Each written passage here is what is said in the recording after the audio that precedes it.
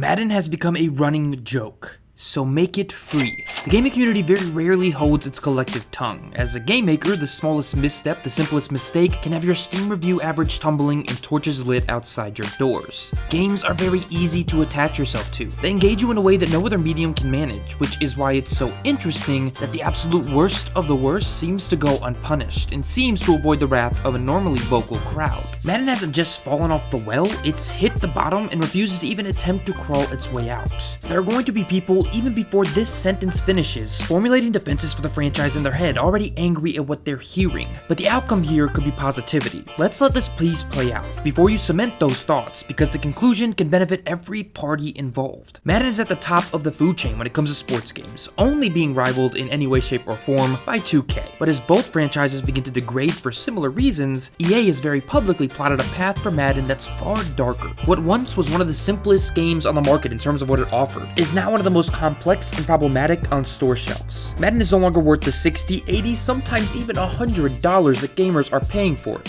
It's time for a change. Today we look at what has gone wrong for the franchise, how it got in this position, and most importantly, why Madden needs to be free. Now I know what you're thinking, how is it possible to make Madden free? Well, that reality actually is possible, and it's not free entirely. Most of the game will remain intact, and there will be an option for Madden to continue to make its money. And today we're going to look at how all of that can work, and how it can work for the gamer. Really quickly, guys, this video is sponsored by SeatGeek. It is the best way to buy tickets to things like NFL games that the season's about to start, NBA games, concerts, whatever it is. SeatGeek is the best way to get it. It's a mobile app. It's really easy. If you use the link in the description below and the promo code on the screen right now, you can get $20 off your first purchase. Use SeatGeek. I promise you it's worth it. It is the reason that this video can happen. So now on to the rest of the essay.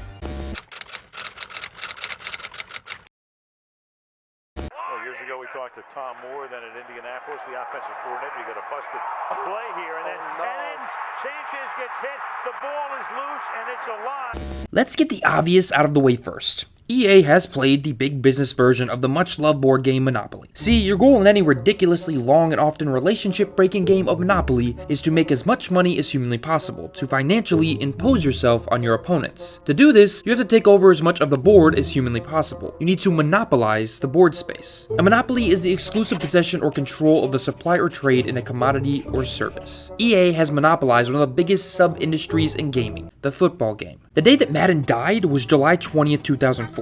Hell, the day football games died was that very day. Before we can dive into the very specifics of what the hell has happened to Madden, how it could be free, and why, we have to look at how we got here. On July 20th, 2004, ESPN NFL 2K5 released. It is, to this day, the best NFL game ever created. It tried new things like the clubhouse, a first-person my career type mode, but more importantly, it felt realer. Its mechanics were tighter, it solved the defense's boring problem, and even made rushing fun, and yes, it did look better. But none of that really mattered. What mattered was something else entirely. See, 2K wanted a bigger share of the market. 2K was in a reasonable financial position, and so they took one of the greatest risks in modern gaming. They decided to pull the rug out from underneath Madden entirely. When July 20th rolled around, 2K5 released, and it launched a brand new AAA sports title at just $19.99, well under half the cost of its competition, while also launching 3 weeks before its competition. It's not like this was a different time period. This wasn't your grandpa's video game system. This move to price a new game, a game that, by the way, was one of the most graphically impressive on the market at $20, was unheard of, and it pissed EA off. The two games ended up nearly splitting the market, with Madden just edging out 2K5 by the end of 2004, but 14 years later, 2K5 is a game that still holds up.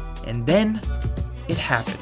Here's a quote from a 2K developer. "It was like a nuclear bomb going off in the game industry. I knew things were bad because the call we were supposed to have got canceled immediately. It was weeks until we heard from them again. All these people who assumed they would be able to renew their license with the NFL had to drop everything they were doing. You had development houses cancel their games, and some places go out of business overnight. Madden reclaimed the throne without having to lift a finger on the development side. Madden had bought the exclusive rights to the NFL and gaming for a decade, a deal they would renew a decade later. From here, everything went downhill. And with that bit of context, let's look at the first argument for making Madden free, the first problem with the franchise. From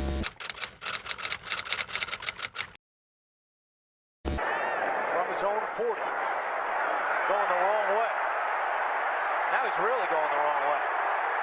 Trying to reverse field, and look at this. Madden 18 sales were down almost 10% in its first 8 weeks from the previous year. Its review average dropped 4 points on Metacritic from 17 and landed 3 points below the entire franchise's average. Why? Because Madden 18 was indicative of one of the biggest problems with Madden. Madden does not do enough to justify its price tag. Ignoring long shot mode for now, it'll make its way into this piece soon, Madden has spent 2 generations essentially doing nothing but getting prettier. You've all heard the phrase, it's just a new roster update every year. Madden has a bad habit of genuinely being that. Here we are just going to talk about what the game actually is. Not modes, but the actual process of playing a simulated football game. Every year, Madden makes small tweaks to gameplay systems. They'll shift a few animations, they'll change the values associated with what gamers still call the hit stick, but it's all fluff. Madden every year is a bit like that 2,000 word essay you have to write. You hit about 1,000 words, realize you're way off the word count, and so you spend half the paper pouring out adjectives and fluff. An associated problem is that mainstream media becomes hyper-obsessed with the marketing tags of each game, and thus the reviews often ignore these realities. Take Madden 18 for example. Madden 18 made the switch to Frostbite. It made the game run smoother, it made the game look prettier, and it improved animations. While all of this makes the game seem more real, it has only a mildly tangible effect on how the game actually plays. No, instead, Madden made one big innovation for that year, and that was really it in terms of changes that 90% of gamers would notice outside of the hardcore. Madden 18 saw the introduction of a new target passing mechanic, which allows you to lead your receiver in more precise and controlled ways. Well, at least that's the idea. The mechanic itself is unwieldy, incredibly difficult to learn, and for most players outside of the hardcore, a step down from the traditional button passing mechanics. Sure, they tweaked the offensive line play a little bit, and even the defensive line play, but that passing mechanic was the big change. The point? This $60 game got prettier and gave you one new way to pass the ball. What other franchises, like Fallout, Mass Effect, Call of Duty, and gaming, can charge $60 for a new game and make next to no changes to that sequel. In that list, COD. And how are gamers responding to that? So why not Madden? Sure, you could argue it's a sports game, but again, look at how innovative 2K5 was. Innovative in ways Madden has never attempted to be. Madden is a roster update that costs $60, but were it to be free, these incremental changes would make far more sense. They'd be less scrutinized, and they wouldn't feel like a slap in the face. But speaking of slap in the face, Madden's real annual changes are changes that all attempt to accomplish one thing. Quarter, fewer than that the rest of the way. As Cobb throws it back across the field. A penalty flag is down.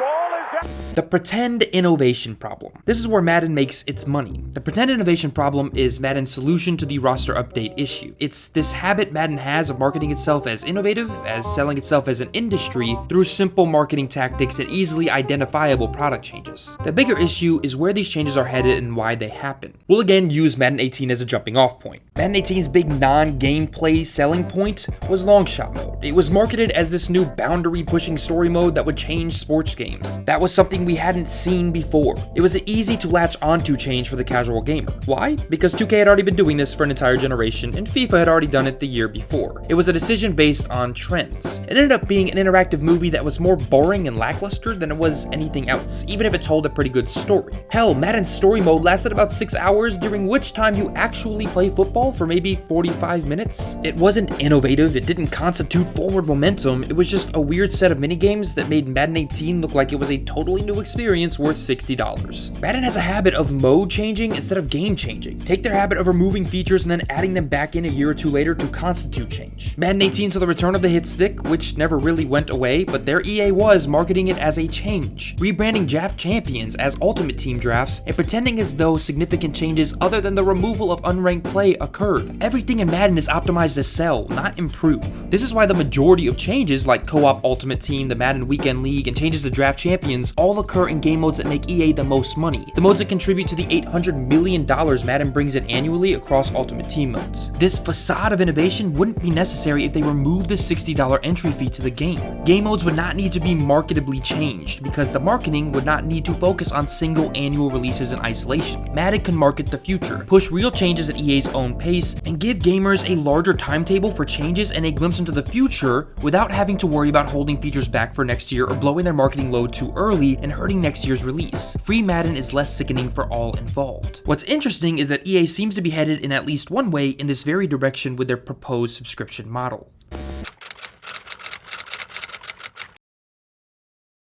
trouble. It's going to get there. He turned 32 yesterday. Does he have a vintage moment in him?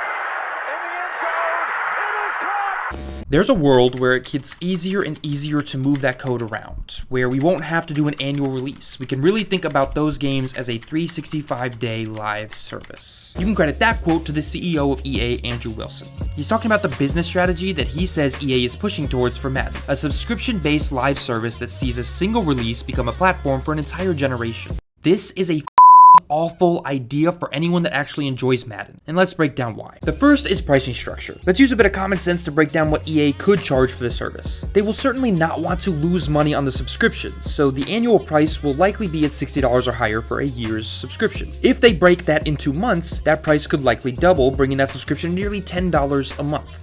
Now, this is conjecture, but it's a small thing to note before diving into why this is a truly awful idea. With a subscription service, EA's incentive to grow the game, to build upon what's there, to try new things, to innovate, reaches an all-time low. The first reason is they don't have to worry about the hype and review cycle of an annual release. Thus, they don't have to worry constantly about word of mouth. If you know that your teacher is never going to grade any of your homework, are you really going to try? The second reason is a paradox that gets created with these subscriptions. EA will launch this service around one version of Madden, and whatever that version of Madden is will be the Madden. And what they now have is a pricing structure that allows gamers to fall off, cancel subscriptions, and never have a reason to return to the game given the lack of a new release. So for EA, every single change becomes a financial risk. Do we really risk changing the passing system and alienating a large base of players who like the one we have in place and lose the subscriptions, or do we just leave it as is? Do we risk changing the way trades work in franchise mode, or is this good enough? Every single change becomes a risk to a company that is almost entirely risk averse. So how much do you think that Madden would really change over the course of 4 years in that kind of subscription environment? The only reality in which this makes sense for the gamer is if the subscription is removed and that foundation has no financial barrier to entry. Again, if the game itself is free. EA can take the risk that they would run away from with a subscription model, as they don't have to worry about lost revenue or mass financial revolt. But there's a simpler line of logic behind making Madden free, one that's maybe more powerful than all the others already discussed.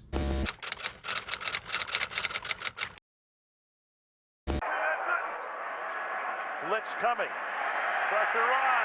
And Lynch gets open and he will walk into the end zone. EA is not infallible. Giants fall all the time. Remember when Konami was one of gaming's biggest publishers and developers? Remember when THQ was pumping out recognizable franchise after recognizable franchise? Hell, Sega used to make home consoles.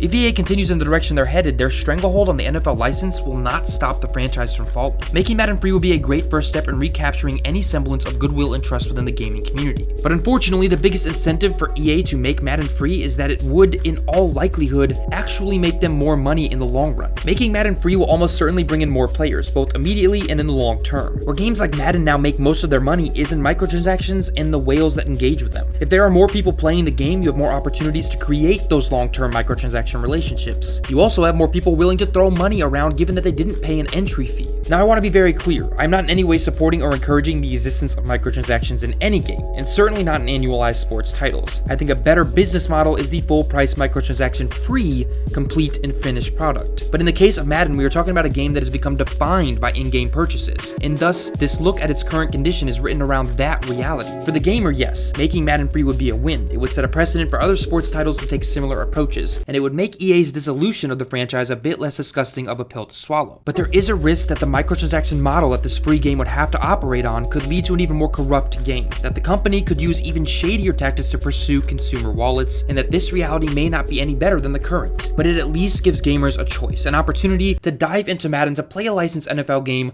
without being taken advantage of. In a recent discussion video, I talked about the voice that too many gamers don't realize they have. You can speak with your wallet, but here's the problem. That doesn't work with games like Madden. It's not gamers that are the whales, it's not the hardcore pushing Madden to the top of MPD charts. We as gamers can vote with our wallets, all we want, and we should, but we are a platoon trying to ward off an entire army. The simple reality is Madden should be free to play. The game is already a free-to-play game in almost every sense of the term. It's riddled with microtransactions, it has loot boxes, cosmetic items, it just happens to have a premium entry fee. The harsh reality is that a subscription-based Madden is more likely than not the future of the franchise. games. And what's sad is that this format incentivizes EA even less to make the game better, to try new things, to make a competitive product. The saddest part of what this franchise isn't what it is, it's what it could be if it was handed over to any other developer. It's what football games could be if there was any semblance of competition, if EA felt any repercussions for their actions. Sports games have become the epitome of everything that is currently dragging the medium through the mud, and there is no end in sight. The only solution that suits all parties is to make it free and let us pay for what we want. It might be a pipe dream, but it's one that might justify boarding the sinking ship that is sports games. Well guys, that was it for today's video, and it's always the start of a dialogue. What do you think about the idea of making sports games in general free? What do you think Madden needs to change moving forward? And more importantly, do you want to see a game try to compete with Madden? Do you think it's a lost cause? And if it is going to compete with Madden, how can it compete with Madden, and how can it beat Madden? Remember the answers to any of those questions down in the comments below. Let's have a real conversation. And as always, if you enjoyed this video, hit that like button. If you're not yet a member of this team, press subscribe. But without giving analysis, examinations, and essays, just like this one twice, sometimes 3 times a week. So hit subscribe so you do not miss any. Like I said, definitely check out SeatGeek. Amazing sponsors, a company that I use all the time, which is part of the reason why they're in this video. They also help make this video happen. Like I said, follow links down in the description below. Definitely help you out, save you some money, and help me as well.